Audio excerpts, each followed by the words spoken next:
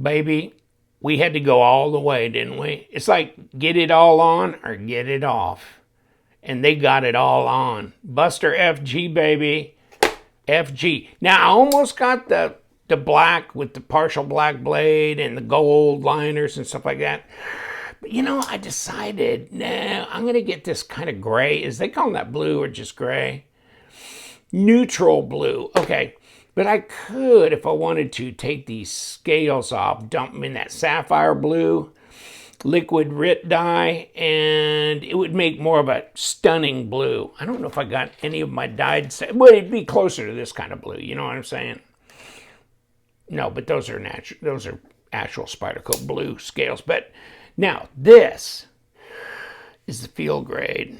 Yes, it is. It's the Buster, and it's gonna bust up, baby. This thing is the Buster. In fact, hold on. Let me readjust my look here, because this is 9.6 inches. You think this is big? Have you seen this? I mean, okay, so I went on, yeah, I saw that they were going to do this. Oh God, 4.25, 9.5, 9.6 maybe even. Yeah, I don't know, but 24. Oh, wow, 24 centimeters, easy. And what's the blade length? See, I was going on White Mountain Knives, and I go, okay, I see that this is coming out. I'm going to go to White Mountain and pre-order. Okay, now almost 110, like 108 millimeter blade length. And so I did. I went, like, notify me when it's available. The next day, that was on the 28th. 29th, they said, available. And I go, no. They're released on the 30th. They're not available on the 29th, I'm telling you. So about an hour later, I go, okay, screw it. I'm going to go see if I can buy it. And I clicked, and it read the same. You know, not in stock, blah, blah, blah. It never said pre-order. It just said not in stock, notify. And then when I went back, not in stock, notify. So I sent a message to my buddy, Justin, at White Mountain Knives. And I go, well, you guys sent a message to me saying it's available. I didn't think it was available. You know, blah, blah, blah. He goes, no, it was, but it sold out. It sold out in a friggin' hour. I mean, all of them, the variants. He says, I'm going to order some more. Oh my God. So I had to go to another place, because I wanted to get one of these super quicko, and so I wasn't going to be so damn sensitive about the price. You know, the price is the price, so hell with it. This is over 100. No wonder they've done the send cut thing, because Civivi can get a little bit beyond, I think, their original intended price range, but who cares? Who cares now? I don't care. I don't, because this is just too much fun. This is just too crazy. But I know it's not an everyday carry probably, and oh God. Oh my God. Okay, yes, it's all good. SNECX 10, anything he does, anything, right? Anything. What is it about this guy? The super lock, right? Oh God, yeah, SNECX. Nitro B, right? Okay, yeah, Nitro B. Dog. How heavy is it? I know, it's big, and it's not super light. I get that. 6.5. We're starting to get to where not really in the comfort range of a lot of people. If that was more like 4.5, I think that would have been, yeah, but, I mean, what are you going to do? 183 grams, so it's under 200 grams. But I mean, I've reviewed a lot of knives that were like anywhere from 85 to 130 grams. When you get close to 200, yeah, you got it, baby. But you got it. It's got you. You got it. Don't you love that? This is so interesting. Remember the early ones with the Buster? Remember when they didn't have a thing to stop the backup of this super lock, so the front would pop up. It would actually pop up out of there, and you pushed it back and put it back down under there, right? But this now has been changed to where this will only slide back so far. They've adjusted it or something. And so now this front will not pop up out of this knife frame, which I thought was so weird. I thought I broke it when I first took one apart, right? Because I thought, hold on, this shouldn't be doing this, right? This shouldn't pop. Did I reassemble it wrong or something? And then I looked at somebody else's video online and they were going, yeah, look at this.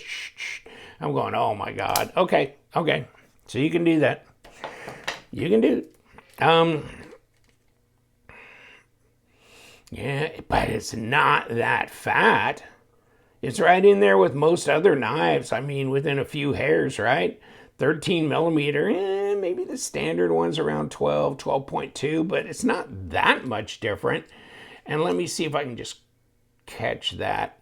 Wow, 3.8 millimeter, 0.15. So there's weight there. There's weight with this, steel and all this, right? The super lock. Then this at 3.5, 3.6, whatever. Big ass blade. There's the weight. There's the weight for you. Really, these liners are not all that crazy thick, right? So that's not a problem.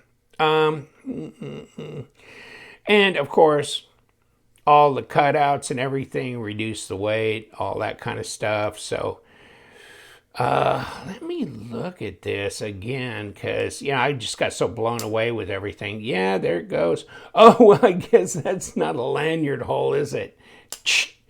Put your lanyard through there and then close your knife. Nah, probably not going to work that way, is it? Okay, right or left, deep carry pocket clip. Oh, yeah, it's good. Open design, at least relatively open design. Standoffs. Feels tough, feels structural, feels good. Man, snap right down. Blade handle length is plenty adequate. It's centered. There's your thumb studs. Not huge and not overly done. Jimping along here, so you can snap it open. Yeah, okay, that's fine. And then you've got this cutaway like this. Not a typical, like, complete U like some choils are. But you know what? This lets you kind of sneak up on this. It's a big ass blade. To do this or do this, that kind of thing. Nice, nice. And good grippiness. I don't know. We'll see, is this just like everybody's jumping on it because it's a monster, and because it's SNECX 10, and because it's a Civivi? Because that way, I mean, if it was a Wii knife, it'd be in titanium, carbon fiber, all this shit, it'd be like $300, right?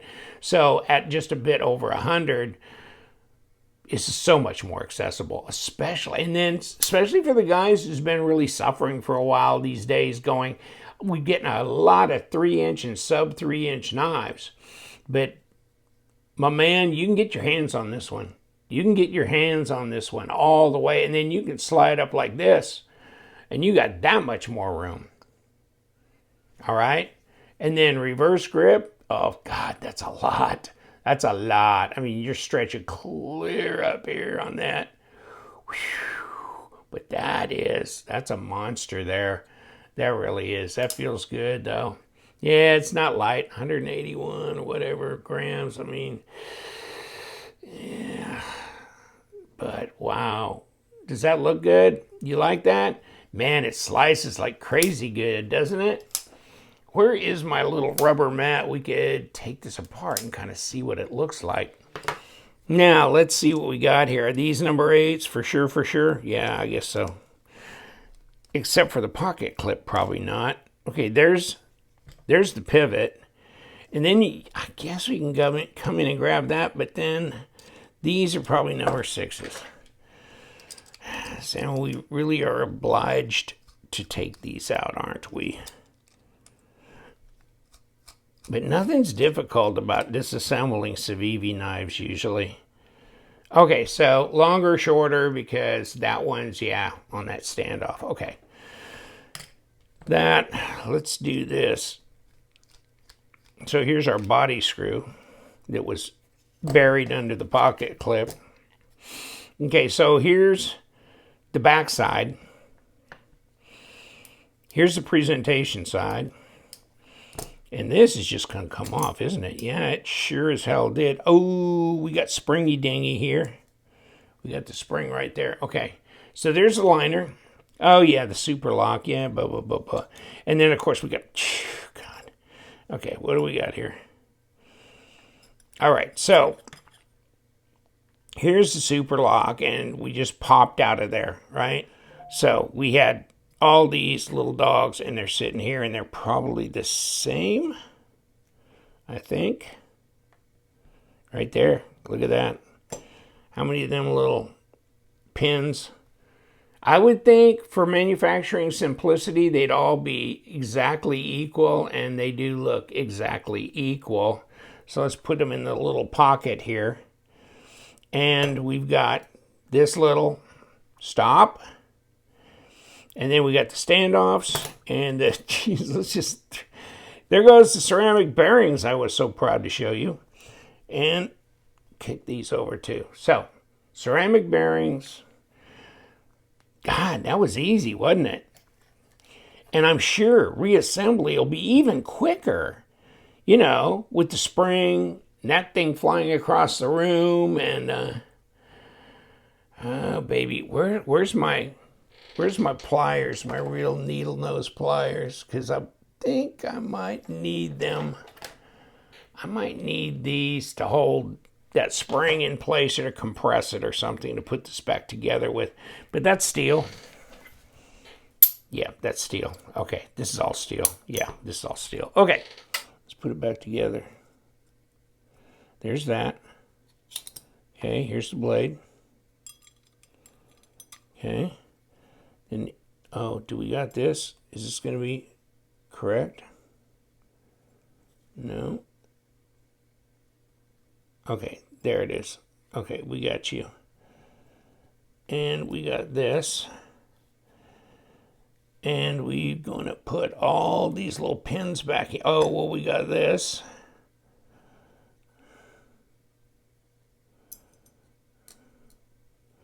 Okay, here's that. And then we got these three little pins here. This, this, and this. And then we got this. Like that, and that will close that. Okay, so if the spring is in here, let's get this little thing popped in here, and then let's see if we can take this little fid and pop the rest of that spring in just like that without it going off the mat.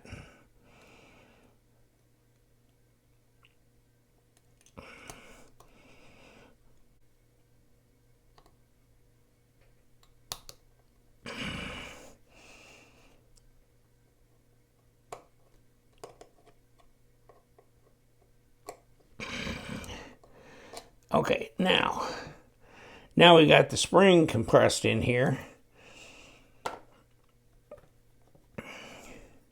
And we got this on. Then we can put this right here. And yeah, we got this done. Okay, now we are going to rock and roll, baby, because we are going to do what we can to what? I guess that is, yeah, that's how it goes, yeah. Yes, it is. Okay, so let's put this in till we, I'm just getting a little, oversensitive to maybe that spring popping back out. Okay. And then we've got this, which is a body screw, which goes in here.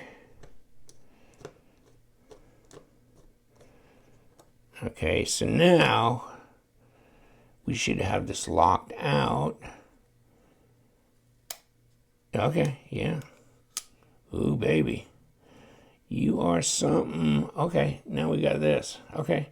So compressing that spring and putting it in there is more difficult than taking it apart. And I think that's the understatement of the day. And here's pocket clip screw number 1 and screw number 2, and we are here, and we are good. I think we're good. Oh, maybe I got that. No, we're good. Okay. Whew. Man, that's a dog. That's a big ass dog. Cool. We got done. Pushing the spring back in there, in this area right here with that little post and then the spring, and compressing it, as long as you have no problem compressing the spring and popping it back into that area, you're okay. It was a little fiddly for me, but it worked. And you know what? I think the only thing that may be a negative on this knife is, see where they got jimping here, because you're pulling back on the super lock. That is gonna eat you up after a while. That's not something you're just gonna be able to sit there and do forever. And the thing is, you won't be able to retract the blade without pulling back on that lock. So, I mean, kicking it open, you don't need to pull back to kick it open. You can, but I mean, you can just flick it open with the thumb stud. So in that case, yeah, no problem. But when you want to close it, oh yeah. And that thing's got to go. It's got to slide back enough to release that blade. And so that means you really, I mean, it's not just a little bit of motion back, because this amount is still not letting go all the way back. And ooh, baby, yeah. So you won't be sitting there fidgeting with this unless you got an iron finger here. You won't be fidgeting with it all day. This will feel good for a little while, and then it's not going to feel too good. It's going to be sore. So that's the only negative on this, is that it does take its toll on your index finger.